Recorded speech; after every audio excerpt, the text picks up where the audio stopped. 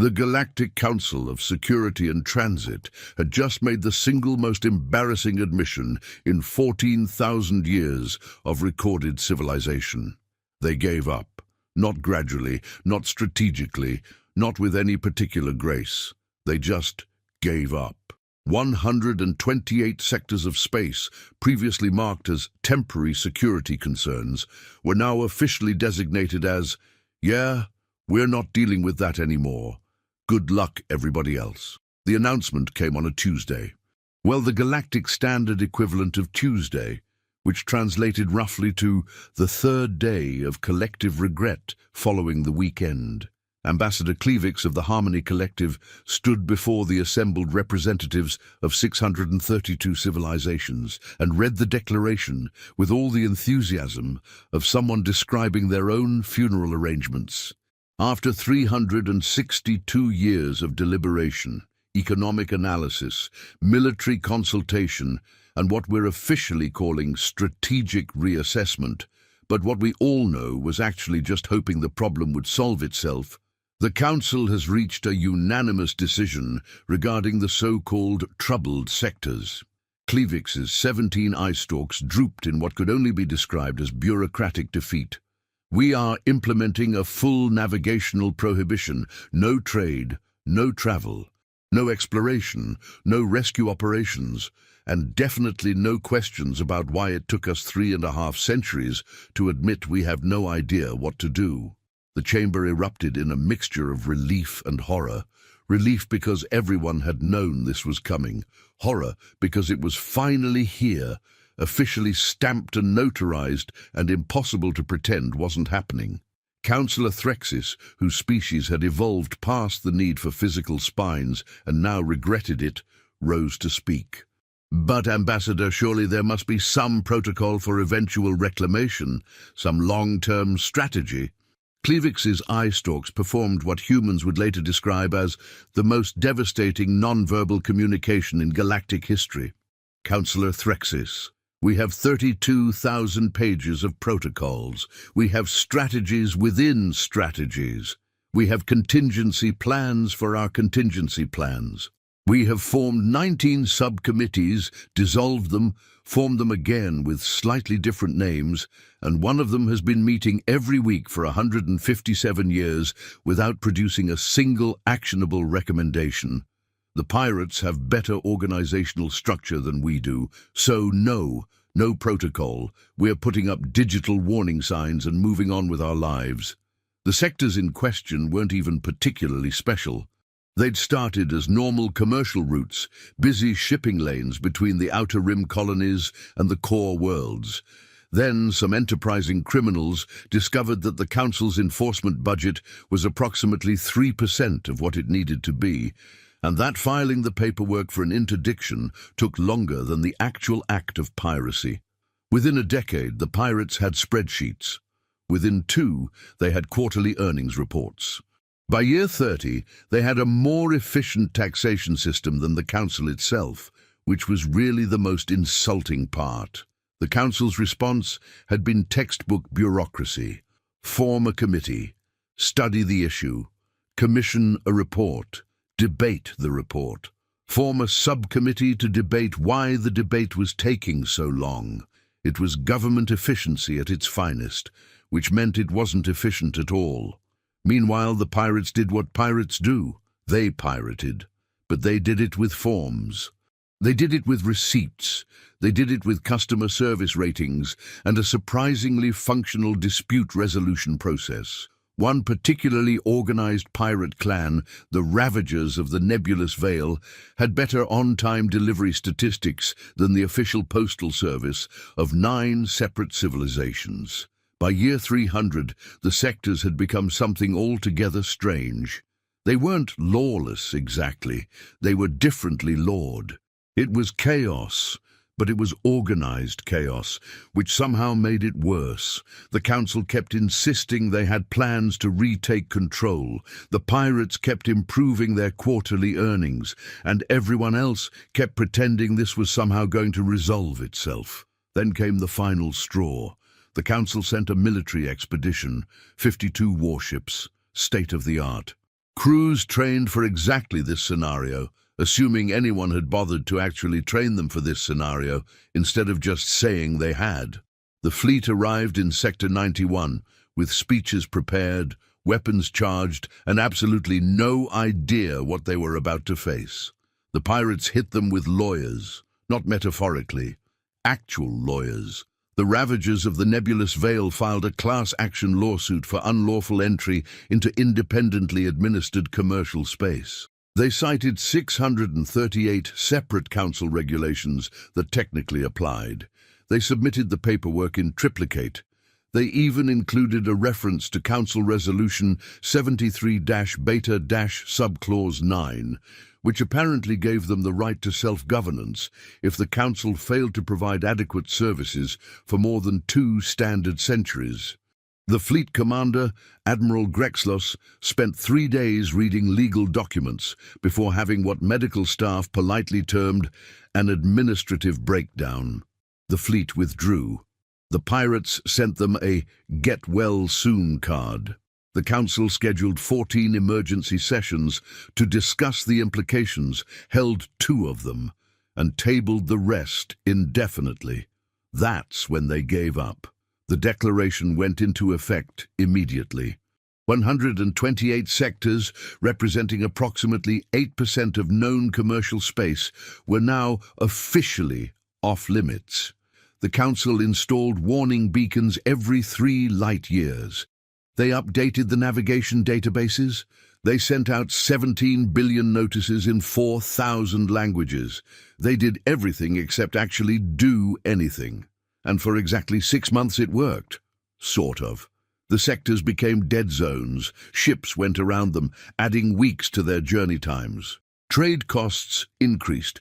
Merchants complained, but nobody died, which the Council counted as an absolute victory. Then somebody should have told the humans. The first indication that something had gone catastrophically wrong came on a Thursday. Well, Galactic Standard Thursday, which translated to the day when you realize the week is probably going to get worse before it gets better. A shipping manifest appeared in the Council's commercial database. Routine filing. Except it wasn't routine.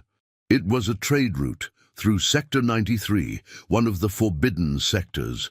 The database flagged it immediately. Automated systems sent alerts to 19 different departments. 14 of those departments were currently closed for a long weekend. 3 thought it was a glitch. 2 assumed someone else would handle it. The last one filed a report that got buried under 16,000 other reports. The manifest belonged to a company called Shortcut Logistics and Really Inadvisable Shipping Solutions. The CEO was listed as Vernon Galloway. His credentials included 2 bankruptcies, 1 cargo hauler held together with what the inspection report described as hope and spite, and apparently 0 understanding of basic galactic law. The route was simple, utterly, catastrophically simple.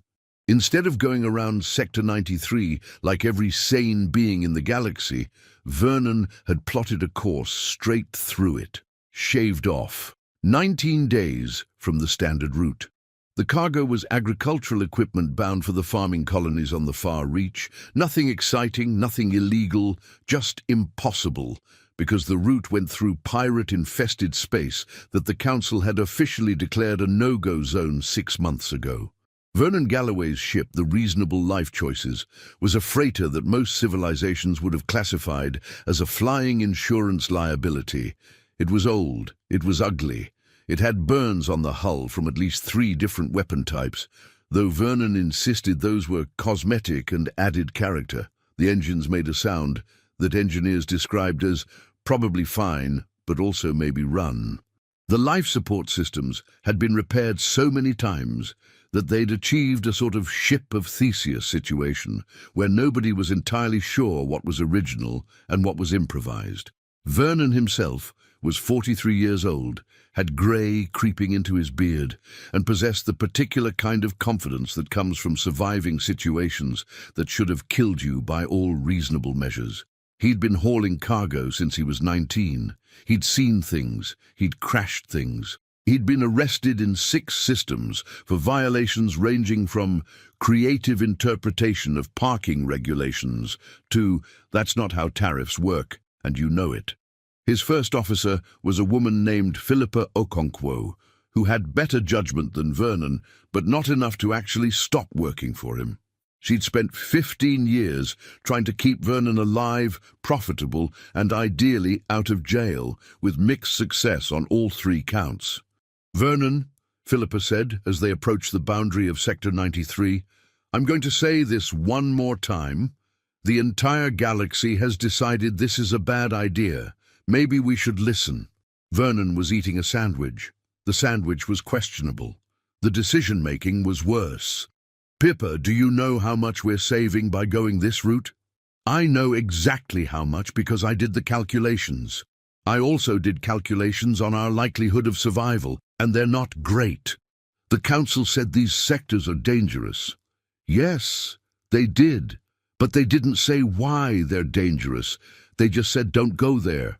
Because of pirates, Vernon. Because of pirates. That's the entire reason. That's the only reason. They've been very clear about this."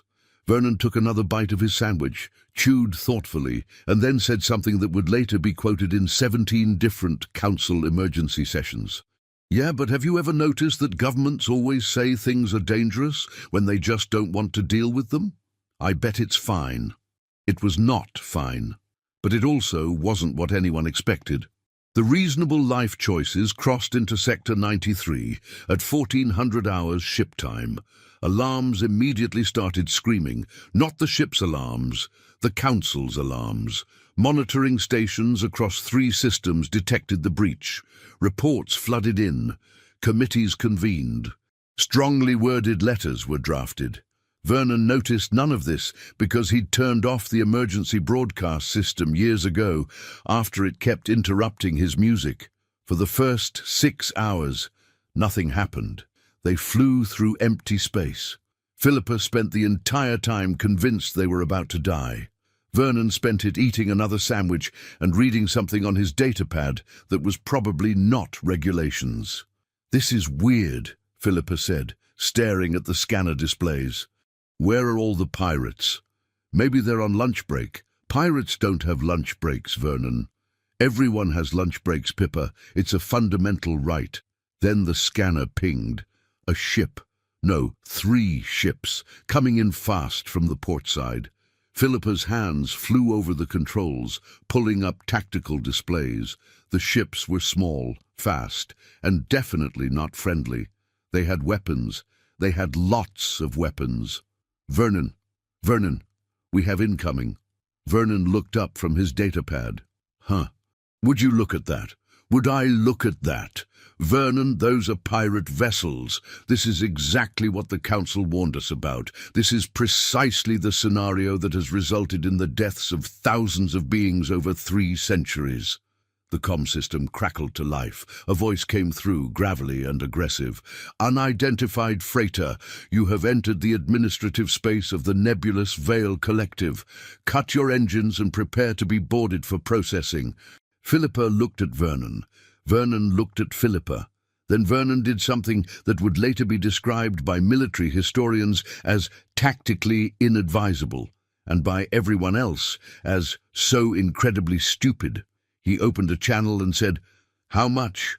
There was a long pause.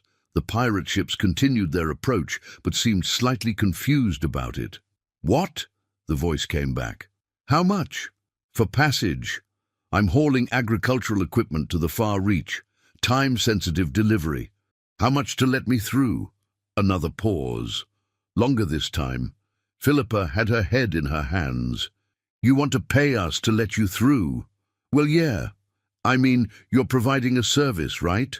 Safe passage through your territory. That's security. Security costs money, so how much?"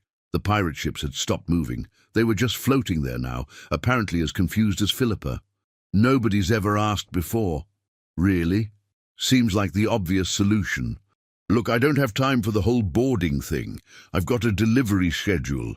You've got territory to maintain. Let's just skip to the part where we agree on a price and I keep moving." "Hold on." The channel went quiet.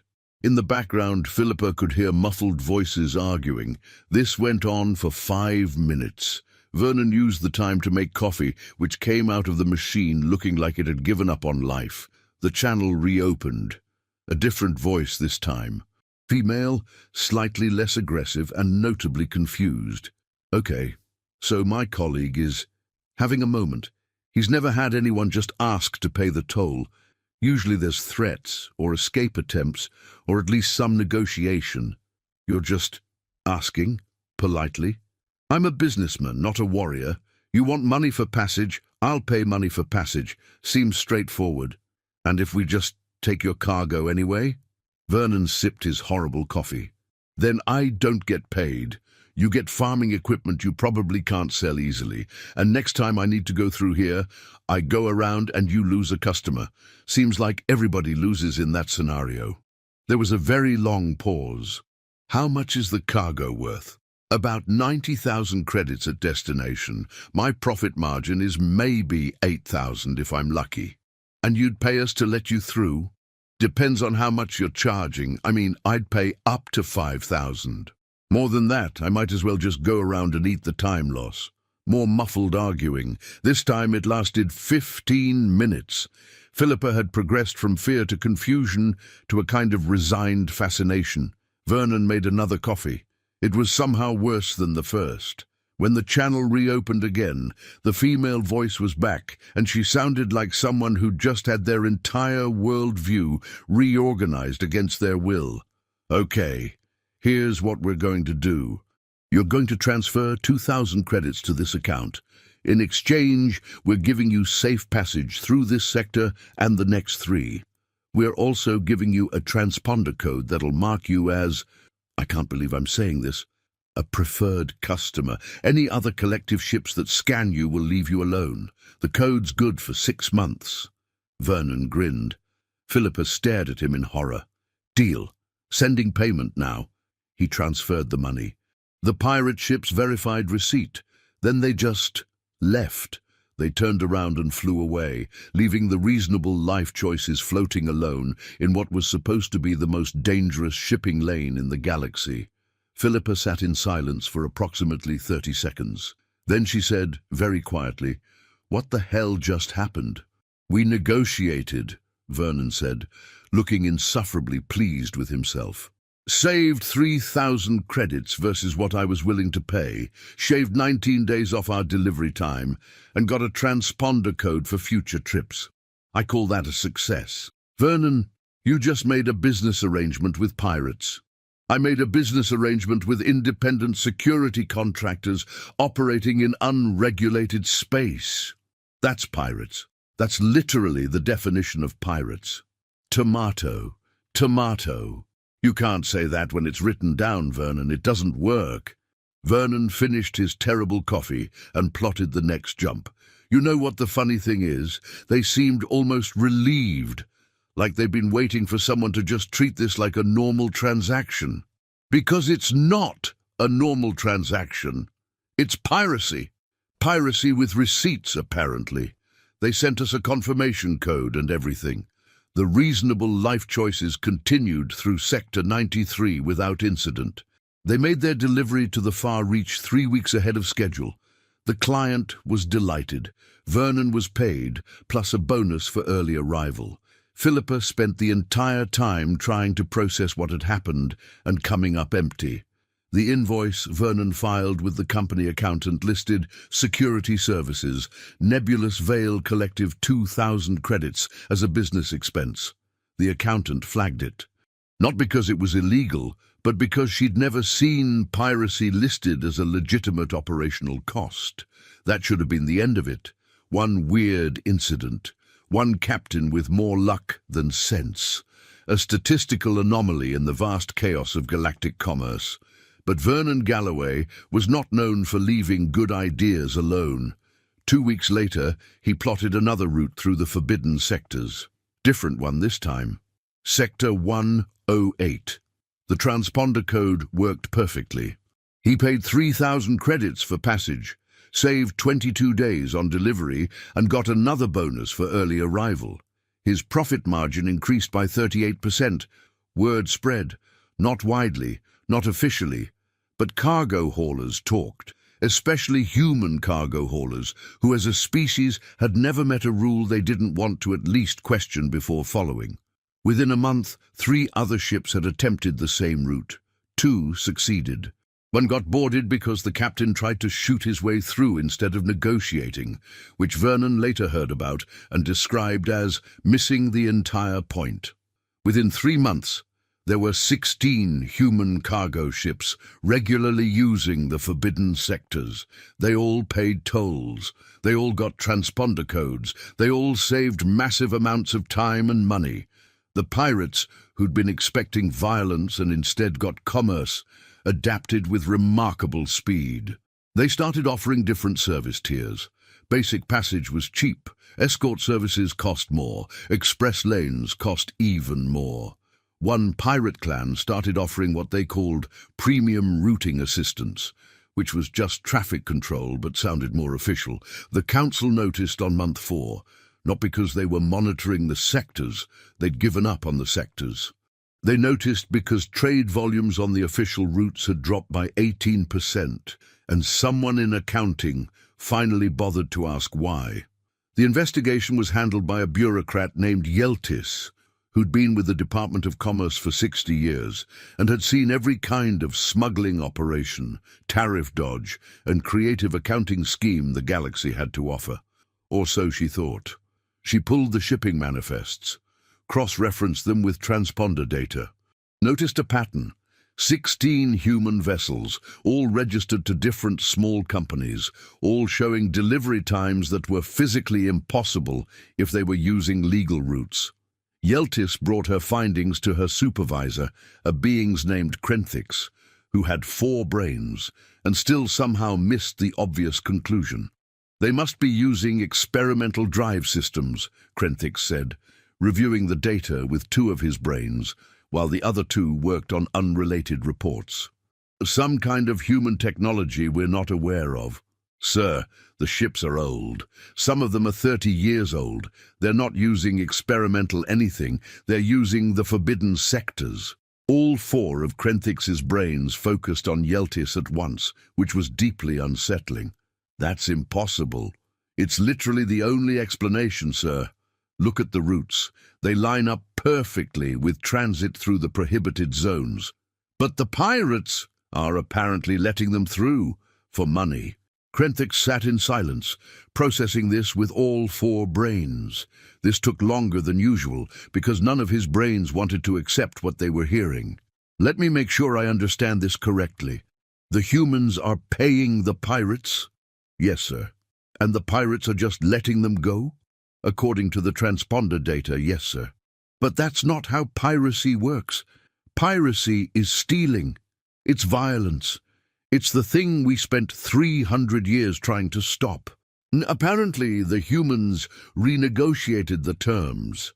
Krenthix experienced what he would later describe to his therapist as an administrative crisis of faith. This needs to go to the council. Immediately. The report made its way through official channels, which meant it took 6 weeks and passed through 23 different departments, each one adding their own commentary until the original 3-page document had become a 78-page dissertation on the nature of commerce, piracy, and why everything was probably someone else's responsibility. By the time it reached the council floor, human traffic through the forbidden sectors had increased to 31 ships. The pirates had formed a coordination committee. One particularly entrepreneurial pirate clan had started offering cargo insurance. Ambassador Cleavix read the report with all 17 eye stalks, which was traditionally a sign that something had gone very wrong. Let me see if I have this correct. The humans are using the sectors we specifically forbade them from using. Yes, Ambassador, Yeltis confirmed. She'd been brought in to present the findings personally, which she'd taken as either a great honor or a terrible omen. And they're doing this by paying the pirates? Correct, Ambassador. And this is working. By all available data, yes. Their delivery times are substantially improved. Their profit margins are up. And there have been 0 reported incidents of actual piracy against these vessels. Councillor Threxis, who still regretted evolving past the need for a spine, raised a manipulator appendage. "I'm sorry, but how is this possible? We spent 3 centuries trying to suppress pirate activity in those sectors. We sent fleets, we tried negotiation, we tried military force, we tried economic sanctions. Nothing worked, and the humans just paid them?" "It appears so, Councillor. But that's not a solution. That's just funding the pirates." Yeltis had anticipated this argument. She pulled up a secondary display. "Actually, Councillor, preliminary economic analysis suggests otherwise. The pirates were previously sustaining themselves through cargo seizure, ransom operations, and the occasional raid on poorly defended colonies. Their income was irregular, and they had high operational costs. By accepting payment for passage, they've actually shifted to a more stable business model with better profit margins and lower overhead." The chamber fell silent. This was not the good kind of silent. This was the everyone's brain just broke kind of silent. Ambassador Clevix's eye stalks performed a complex movement that in his species' body language meant, "I have lived too long and seen too much." "Are you telling me that the humans accidentally stabilized the pirate economy?" "I wouldn't say accidentally, Ambassador. I think they just approached the situation differently. Instead of viewing the pirates as a military threat to be eliminated, they viewed them as an economic obstacle to be negotiated with." "That's the same thing." "Respectfully, Ambassador, the data suggests it's very much not." Krenthix, who'd accompanied Yeltis to the council, spoke up with 3 of his 4 brains, keeping the 4th one focused on not having a breakdown. "The implications are concerning. If this becomes widespread, if other species start using these routes, then we lose approximately 34% of our commercial traffic taxation revenue," another councillor interrupted. "She was a Quantari, a species that had evolved specifically to be good at math and subsequently regretted it when they realized how depressing accurate financial projections could be. I ran the numbers. If even half the commercial traffic in the affected regions diverts to these routes, we're looking at a budget shortfall of 62 trillion credits annually." The chamber erupted, not in violence, in paperwork. 17 different councils demanded immediate subcommittee formation.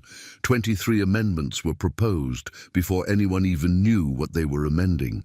6 species declared that this was exactly why they'd opposed human membership in the council, while 3 others pointed out that humans had never actually asked for permission to join anything and had just sort of showed up one day. In the chaos, Ambassador Clevix made a decision. It was not a good decision, but it was a fast decision, which in government qualified as almost revolutionary. "We're sending investigators, human-speaking investigators. Find out exactly what's happening in those sectors and how we can stop it." Yeltis cleared her throat. "With respect, Ambassador, we spent 3 centuries trying to stop the pirates. Perhaps we should consider—" "No. No considering, no analyzing, no debating. We made those sectors off-limits for a reason. The humans are violating that restriction, and we need to know how and why so we can prevent it from spreading." The investigation was assigned to a team of 3, not because 3 was the optimal number, but because 3 was how many investigators were available who spoke human languages and had experience with commercial shipping. The lead investigator was a Vrexian named Quilix, whose species prided themselves on logical thinking and methodical approaches. The second was a Heptari called Moon Whisper Dawn. Names in her species were poetic, who specialized in economic crimes. The third was a human, because the council had reluctantly admitted they might need someone who understood human psychology, and that someone turned out to be a woman named Dr. Rebecca Hahn, who had approximately 0 experience with investigations but had written several well-regarded papers on human risk assessment. They were given a ship, full access to council records, and instructions to figure out what the humans are doing and make them stop. Doctor, and read the briefing and immediately identified the problem. "They're never going to stop," she said, as their ship departed Council headquarters. Quillix's sensory organs contracted in what might have been annoyance. "Dr. Hahn, we haven't even begun the investigation." "Don't need to. I can tell you right now what's happening. The humans found a shortcut that saves them time and money. They negotiated payment with the pirates because humans are fundamentally lazy and will always choose the path of least resistance if it's available. And now that it's working, there's no force in the galaxy that'll make them stop." Moon Whisper Dawn, who processed information through a series of chemical reactions that gave her thoughts a pleasant lavender scent, released a puff of confused purple. "Surely the threat of legal consequences will be weighed against the potential profit and found lacking. The Council already gave up on these sectors. That means there's no real enforcement. No enforcement means the only risk is getting caught, and if you're not actively trying to catch them, they won't care about getting caught." Quillix found this assessment deeply troubling, primarily because it made perfect sense. Their first stop was a station on the edge of Sector 93, one of the last Council-controlled outposts before the Forbidden Zones. It was called Waypoint Meridian, and it had the particular aesthetic of a place that had given up on appearances about 20 years ago and decided to focus on just barely functioning instead. The station master was an older Vrexian named Kolthas, who'd been managing Waypoint Meridian for 30 years and had developed the kind of cynicism that comes from watching bureaucracy fail in slow motion. "You're here about the humans," Kolthas said, before they'd even finished introducing themselves. "How did you know?" Quillix asked. "Because you're the 4th investigation team this month. Everyone wants to know about the humans. Nobody wants to actually do anything about the humans because that would require effort and possibly thinking." Dr. Hahn liked Kolthas immediately. They sat in his office, which was decorated with what appeared to be 17 years' worth of unprocessed paperwork and a plant that had died, but nobody had bothered to remove. "Tell us about the human traffic through this station," Moon Whisper Dawn said, her scent turning a business-like green. Kolthas pulled up a display. 31 ships in the last 3 months, all human-operated, all filing completely legal manifest declarations, all paying their standard docking fees, and all plotting courses that go straight into the forbidden sectors. "And you allow this?" Quillix asked. "I report it. That's my job. I file the notifications, I send the warnings, I log the violations, and then nothing happens because the Council doesn't enforce anything anymore. So yes, I allow it, because my alternative is to what? Shoot them. With what weapons? Waypoint Meridian hasn't had a functional defense grid since the budget cuts of 8 years ago. Have you spoken with any of the human captains?" "Oh, I've spoken to all of them. They're friendly, polite. They pay their bills on time, which is more than I can say for a lot of Council-approved traffic. One of them brings me coffee every time he passes through. Real coffee from Earth." "Do you know how hard it is to get real coffee out here?" Dr. Hahn smiled. "Which captain would that be?" "Vernon Galloway runs a ship called the Reasonable Life Choices, which is the most ironic name I've ever heard. He started this whole thing. First human to go through. Now he's practically a regular. Is he here now?" "Docked at Bay 12. Just came back from a run through Sector 108. He'll probably be here for a few hours doing maintenance. Fair warning, though, if you're planning to threaten him with regulations, he's heard them all. Doesn't care. Says the law is a suggestion and enforcement is what makes it real." They found Vernon in Bay 12, standing under his ship, with a wrench and an expression that suggested the ship had personally insulted him. Philippa was nearby, running diagnostic checks and looking like she'd accepted her fate of working for a madman. "Vernon Galloway?" Quillix approached with all the authority of someone representing galactic law. Vernon looked up, saw the official Council insignias, and sighed. "Let me guess. You're here to tell me I can't use the forbidden sectors." "We're here to investigate your use of the forbidden sectors. and to determine how you've managed to survive where thousands of others have failed." Vernon wiped his hands on a rag that looked like it had given up on the concept of cleanliness. "That's easy. I pay my bills and mind my manners. Works in most places." Dr. Hahn stepped forward. "Mr. Galloway, I'm Dr. Rebecca Hahn. I'd like to understand your methodology. How did you know the pirates would negotiate?" Vernon shrugged. "I didn't know, but I figured it was worth asking. Worst case, they board me and take my cargo, which is what everyone said they'd do anyway. Best case, we work something out." Seemed like the logical approach. Most beings would consider violence the logical response when confronted by pirates. Yeah, well, violence is expensive. Repairs cost money, weapons cost money, medical treatment costs money. Negotiation is free, and if it doesn't work, you can always fall back on violence later. It's basic economics. Quillix's sensory organs were doing something complicated. "You're telling me you've revolutionized transit through the most dangerous sectors in known space because you were cheap?" "I prefer cost-conscious." Philippa looked up from her diagnostics. "He's not being entirely honest. The first time, he was terrified. I was there, he just hid it really well." Vernon shot her a look. "Thanks, Pippa. Real supportive. You asked me to be your first officer, not your PR department." Moonwhisper Dawn's scent turned curious yellow. "How many times have you made this journey now?" "Through the forbidden sectors, 23 times. Different routes, different sectors. I've got transponder codes for 5 different pirate collectives. They're actually pretty organized once you get to know them." "You're friends with them." Quillix sounded horrified. "I wouldn't say friends, more like regular customers. They recognize my ship.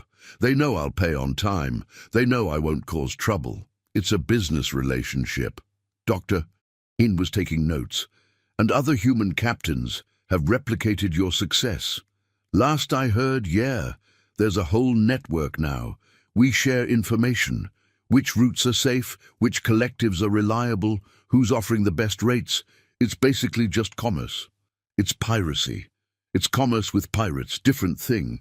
The investigation team spent 3 days at Waypoint Meridian, interviewing human captains, reviewing logs, and trying to understand how something that should have been impossible had become routine. Every human they spoke to gave roughly the same answer. The pirates wanted money. The humans needed passage. Nobody needed to die for this transaction to work. On the 4th day, they decided to do something monumentally stupid. They decided to go into one of the forbidden sectors. Doctor and suggested it. Quillix objected on 17 different regulatory grounds. Moonwhisper Dawn pointed out that their investigation would be incomplete without first-hand observation. They argued for 6 hours before Dr. Hahn won by pointing out that technically the Council had given up jurisdiction over the sectors, which meant they couldn't be violating any laws that didn't officially apply anymore. They hired Vernon as a guide, primarily because he was the only one willing to take them, and also because his rates were surprisingly reasonable. The reasonable life choices entered Sector 93 with 3 Council investigators aboard, all of them questioning their life choices. Vernon seemed entirely unconcerned, which somehow made it worse.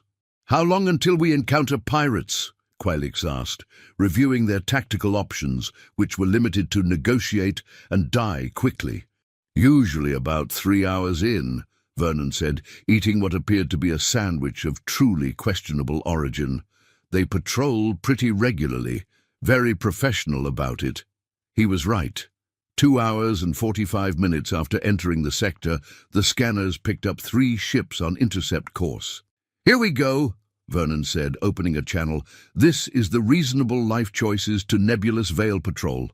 Transponder code Delta 59er Bravo Kilo. 3 passengers aboard for observation purposes, requesting standard passage to the far boundary." The response came back immediately. "Confirmed, reasonable life choices. Your code is valid. Passage fee is standard rate plus a 15% surcharge for non-crew passengers. Transfer payment to the usual account." Vernon transferred the money. The pirate ships verified receipt and transmitted updated routing information. You're clear for express lane routing. Estimated transit time is 16 hours. Safe travels." Then they just left. The pirate ships peeled off and disappeared into the void. The entire exchange took less than 5 minutes. Quillix sat in stunned silence. Moon Whisper Dawn's scent turned an indescribable shade of confused rainbow. Dr. Han started laughing, the kind of laugh that comes from watching your entire understanding of reality reorganize itself. "That's it?" Quillix finally managed. "That's the whole process?" "Pretty much," Vernon said. "Sometimes they offer upgrades, better routing, priority passage, that kind of thing. It costs extra, but it's worth it if you're in a hurry. This is insane. This is efficient. You should try it sometime." They spent the next 16 hours traveling through what was supposed to be the most dangerous space in the galaxy. They encountered 2 other pirate patrols. Both checked Vernon's transponder code, confirmed his payment, and went about their business. One even transmitted updated traffic information about a solar flare that would affect routing in the adjacent sector. When they emerged on the far side, Quillix experienced what his species called philosophical dissolution. His sensory organs had retreated entirely into his carapace, which usually only happened during existential crises or particularly bad fiscal quarters. "This changes everything," he whispered. "Does it, though?" Dr. Han asked. She'd spent the entire journey making notes and grinning like someone who'd just discovered a fundamental flaw in the universe's operating system. The pirates were always there. The danger was always there. The only thing that changed was the human approach to solving the problem. But the Council spent 3 centuries trying to eliminate the pirates instead of understanding them. You treated them like a military threat. Vernon treated them like a market opportunity, and it turned out they were always a market opportunity. You just refused to see it. Moon Whisper Dawn's scent had settled into a resigned brown. "When the Council hears about this, they're going to lose their minds." "Yeah," Dr. Han agreed. "Yeah, they are." The investigation report took 2 weeks to write. Not because the findings were complicated, but because Quillix kept trying to find ways to make them sound less catastrophic. He failed. The report was presented to the full Council Assembly on what history would later record as the day we realized we'd been doing it wrong the entire time. Ambassador Cleavix read the executive summary with all 17 eye stalks, which had become his signature move for processing terrible news. Then he read it again. Then he asked Quillix to confirm he hadn't made a mistake. "This report states that the humans have successfully established commercial relationships with 12 separate pirate collectives." 13, actually, Quillix corrected. "Another one signed on during our return journey. And these pirates are now providing security services? Routing assistance, traffic control, and yes, security services. They're essentially functioning as an independent navigation authority. And the humans are paying for this at rates significantly lower than Council commercial transit taxes, yes." The chamber exploded into chaos, not metaphorically. 3 councillors actually stormed out. 5 started shouting simultaneously. 2 species that had been on friendly terms for 6,000 years began a diplomatic incident over whose department should have caught this earlier. Ambassador Cleavix waited for the chaos to exhaust itself, which took 20 minutes and resulted in 1 broken chair and several damaged egos. "Esteemed councillors," Cleavix said when something resembling order returned, "we find ourselves in an unprecedented situation. The sectors we abandoned have not remained abandoned.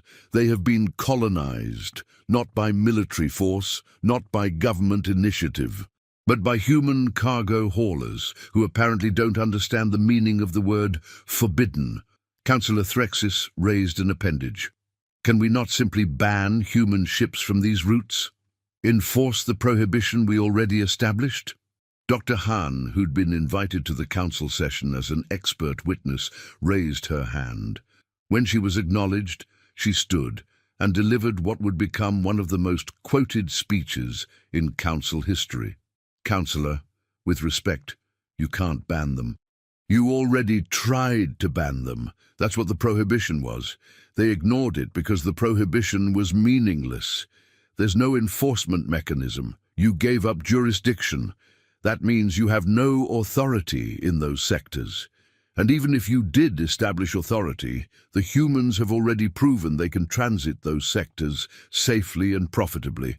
Any attempt to force them back to the old routes will be seen as exactly what it is, an attempt to preserve your tax revenue at their expense. They won't comply.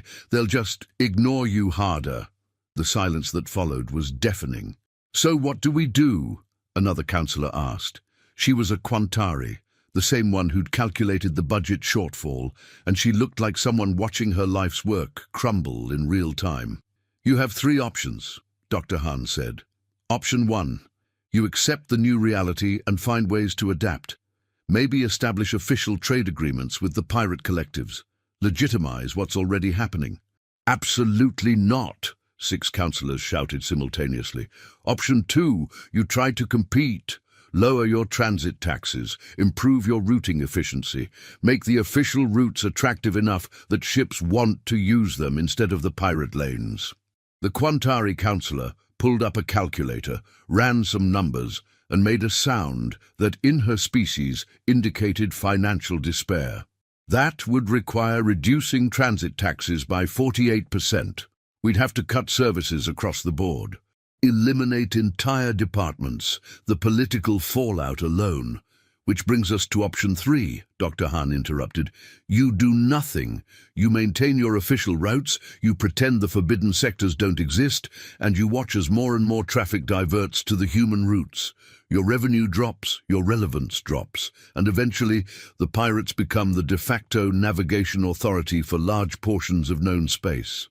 Ambassador Klevix felt his eye stalks beginning to droop, which was a sign of impending administrative collapse. Those are all terrible options. Yes, Dr. Han agreed. Yes, they are. But you created this situation by avoiding the problem for 3 centuries. The humans didn't solve your pirate problem. They just found a more practical way to ignore it. And now you're realizing that ignoring problems doesn't make them go away. It just makes them somebody else's profitable opportunity. The council went into closed session immediately after that.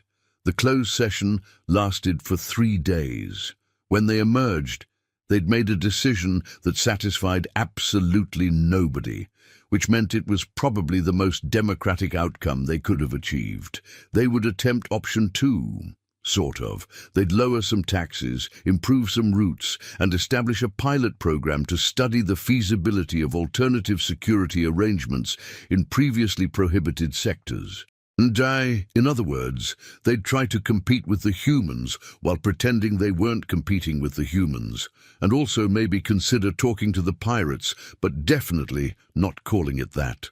The announcement went out to all member civilizations. The reaction was mixed. Some praised the Council's flexibility. Some condemned them for legitimizing criminal activity. Some pointed out that this was the most action the Council had taken in 50 years, and maybe they should have crises more often if it meant things actually got done. The humans, for their part, didn't care. They were too busy expanding their routes. Vernon Galloway was in his ship's galley, making terrible coffee and reviewing route proposals, when Philippa came in with news. "You're not going to believe this," she said, pulling up a data pad.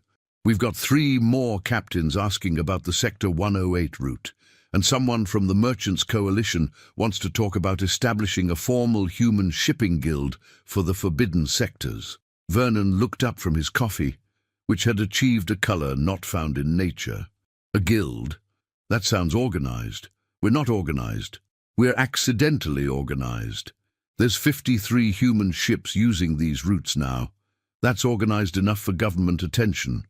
Government attention is exactly what I was trying to avoid. Too late. The Council just announced new commercial initiatives. They're calling it route optimization, but everyone knows they're trying to compete with us." Vernon considered this, while his coffee attempted to achieve sentience. Can they? Can they what? Compete with us. They've got bigger ships, better infrastructure, Actual legal authority. We've just got deals with pirates and questionable life choices." Philippa smiled, which was rare enough that Vernon noticed. "Vernon, they spent 300 years trying to fix this problem with bureaucracy. We fixed it in 6 months with common sense. They can't compete with us because they still don't understand us. They think this is about routes and taxes. It's not. It's about the fact that we looked at a problem everyone said was impossible and said, 'Yeah, but have we asked nicely?' That's a terrible explanation of our business model. It's accurate, though. 6 months later, human traffic through the forbidden sectors had increased to 91 ships. The pirates had established what they were calling the Independent Transit Authority, which was just a fancy name for a coordination committee, but sounded more official. They'd standardized their pricing, they'd published route maps, they'd even established a dispute resolution process for ships that had complaints about service quality. The Council's Route Optimization Initiative had reduced transit taxes by 23% and improved routing efficiency by 12%. This resulted in a net decrease in traffic on official routes of 8%, because the human routes were still faster and cheaper despite the improvements. The Quantari councillor who'd predicted the budget shortfall had been proven correct. The council was now facing a revenue crisis. Emergency sessions were called, budgets were slashed. 3 departments were merged, 5 were eliminated entirely. The Department of Unnecessary Paperwork was dissolved, which everyone agreed was ironic. Ambassador Klevix stood before the council for what he'd privately decided would be his final address before retirement. He'd been in government for 60 years. He'd seen empires rise and fall. He'd negotiated treaties that reshaped entire sectors.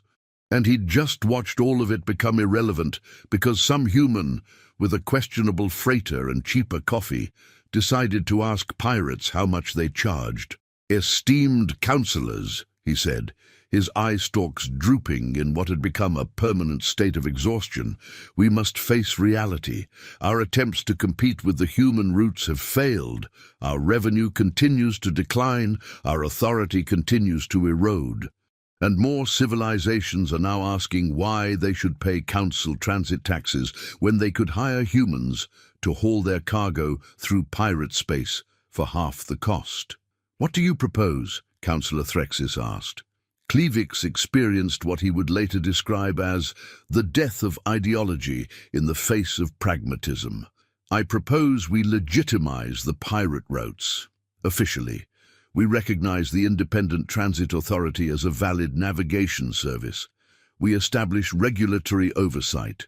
We collect modest licensing fees, and we accept that we lost this battle 3 centuries ago, but were too proud to admit it until the humans pointed it out." The chamber fell silent. This wasn't the shocked silence of earlier sessions. This was the exhausted silence of beings who'd fought reality and lost. "If we do this," another councillor said slowly, "we're admitting that our entire approach to the pirate problem was wrong. That 300 years of policy was wasteful. That thousands of beings died for nothing because we were too stubborn to try negotiation." "Yes," Klevix said simply.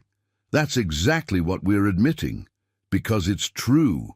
The vote took 6 hours. When it concluded, the measure passed by a margin of 62%, not overwhelming, but enough. The Council officially recognized the Independent Transit Authority as a legitimate navigation service provider.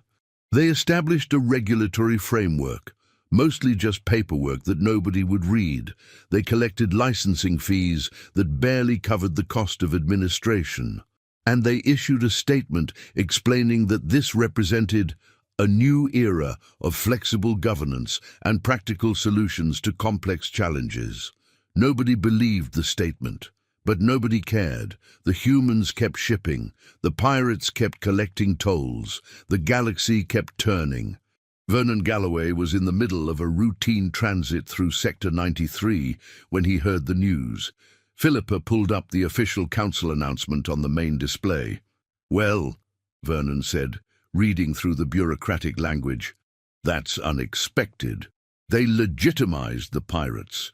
The council actually legitimized the pirates." Not the pirates, the Independent Transit Authority. Completely different thing. That's the same thing, Vernon. Legally, it's apparently not anymore.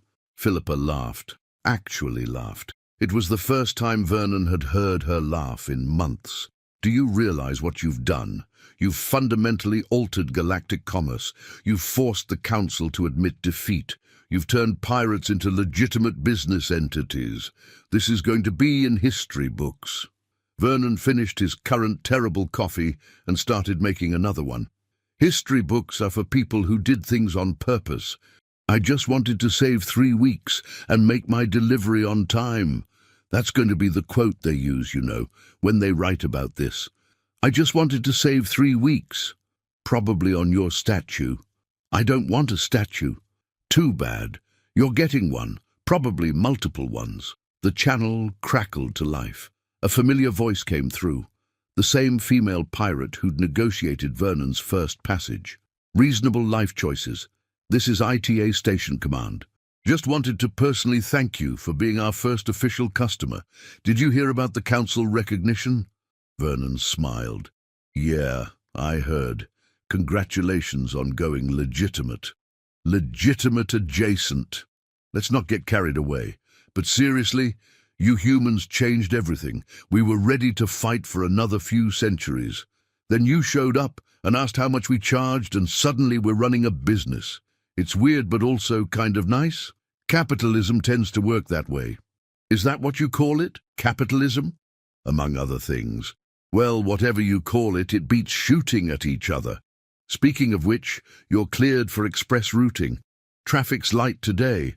Should make good time. The channel closed. Vernon plotted the course. The reasonable life choices continued through what was no longer officially forbidden space, just significantly less regulated space, which was close enough for government work. Philippa stood in the doorway of the cockpit, watching Vernon work with the kind of resigned affection that comes from years of friendship and shared near-death experiences. Vernon. Yeah? What are we going to do now that this isn't illegal anymore? Half the appeal was ignoring the Council. Vernon grinned. I've been thinking about that. There's these sectors out near the rim. Council says they're too dangerous for commercial traffic. Something about spatial anomalies and gravitational eddies. I bet we could plot a route through them. Probably save about 26 days off the standard journey. Philippa closed her eyes. Of course. Of course that's what you're thinking. Have to stay ahead of the competition, Pippa. That's basic business. Basic business is not repeatedly flying into places that have kill-on-sight warnings. Those are just suggestions. No, they're not, Vernon. They're warnings. There's a difference. Tomato, tomato. You still can't say that in text form. But she was smiling when she said it.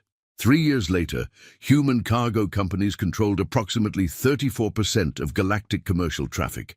The Independent Transit Authority had expanded to 19 sectors and employed over 60,000 beings, most of whom had previously been pirates but were now called navigation security specialists because it sounded better on a resume. The Council's commercial revenue had stabilized at about 70% of previous levels, which economists were calling the new normal and politicians were calling a temporary adjustment period. Vernon Galloway had indeed gotten a statue. 3 of them, actually. One on Waypoint Meridian, one at the headquarters of the Merchants Coalition, and one on Earth at the International Commerce Institute. He'd attended the unveiling of exactly 0 of them, claiming he was busy with deliveries. Indeed, the reasonable life choices continued to fly, held together by repairs, spite, and what insurance investigators described as violations of several physical laws we're still trying to identify. Vernon continued to find routes that shouldn't exist. Philippa continued to regret her life choices while simultaneously refusing to work for anyone else. The coffee remained terrible. The galaxy continued to turn. Commerce flowed. Ships flew.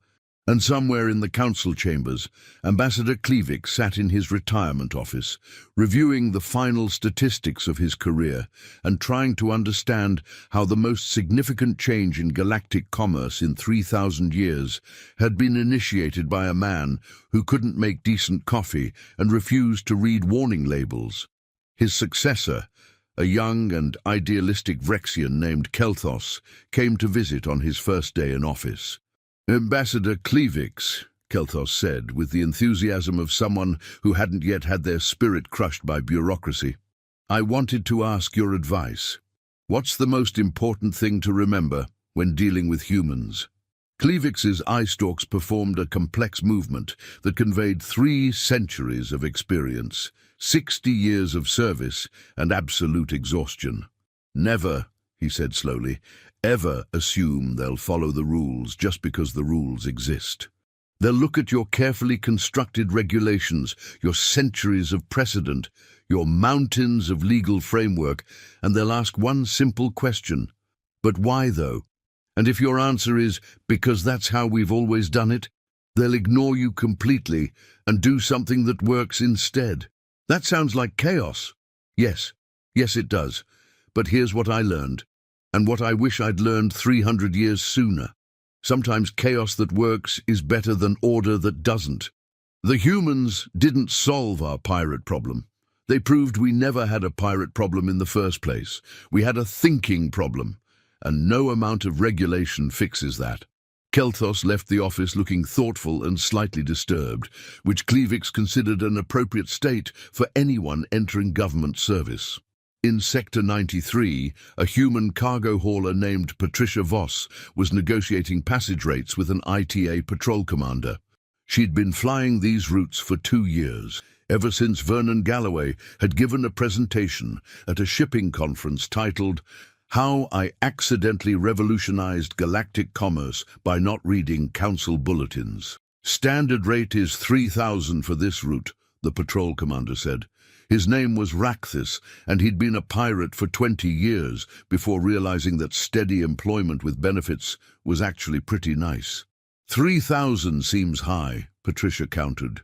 "I've got agricultural supplies, low-value cargo. How about 2,200? 2,500, and we'll throw in priority routing." "Deal." The transaction completed. Patricia's ship, the fiscally responsible decisions, continued on its way. Rakthis updated his logs and moved on to the next ship in the queue. Nobody shot at anybody. Nobody boarded anybody. Nobody died. It was, by every measure, the most boring revolution in galactic history. And that was exactly what made it revolutionary. Back on Earth, in a small office in New Delhi, Dr. Rebecca Hahn was writing the final chapter of her book, The Accidental Empire. How human cargo haulers restructured galactic commerce by asking basic questions.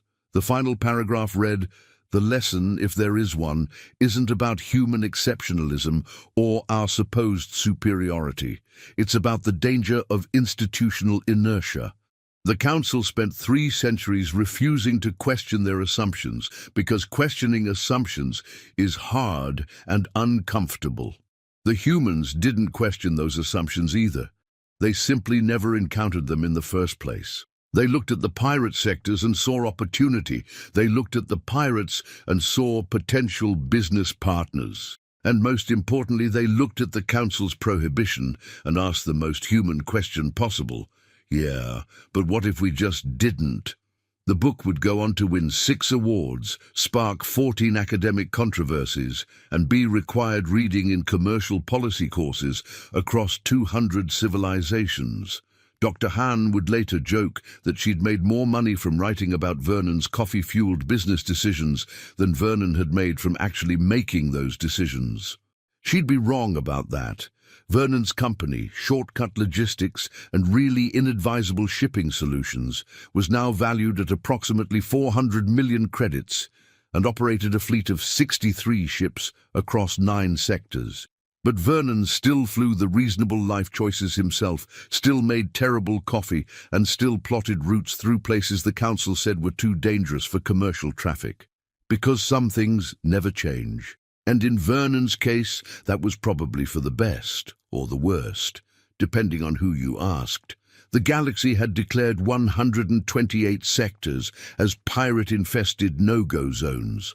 The humans had established trade routes, and in doing so, they'd proven something that 300 years of galactic governance had tried to ignore.